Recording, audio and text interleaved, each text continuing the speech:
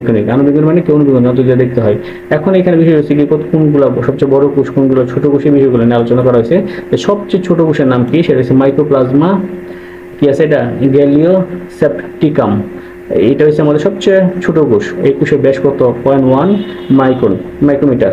আচ্ছা, এর অপর নাম হলো কি পিপি এলো, মানে ফ্লোরো নিউমেরিক লাইক অর্গানিজম, সংক্ষেপে বলা হয় এটাকে। ঠিক আছে, তাহলে আমরা বললাম যে ছোট কোষের নাম পাইলাম মাইক্রোপ্লাজমা, ঠিক আছে, গেলিওসেপ্টিকাম। এরপরে দেখো সবচেয়ে বড় কোষের নাম কি, সবচেয়ে বড় কোষের নাম আমরা পড়ছি আগে প্রথম লেকচারের মধ্যে, আমি বলছিলাম যে বড় কোষের নাম হচ্ছে কি উটপাখিডিন, 17 সেন্টিমিটার থেকে কত 12.5 সেন্টিমিটার পর্যন্ত। এরপরে যদি যাও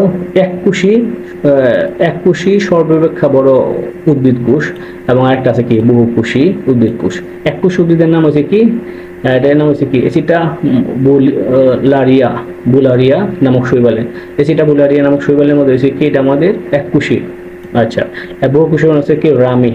ঠিক আছে, এই যে রামি যে উদ্ভিদটা আছে আমাদের, ঠিক আছে, এই রামি উদ্ভিদটা হচ্ছে কি আমাদের একটা কুন্তুমের গাছ। এটা হচ্ছে কি সবচেয়ে কি বড়।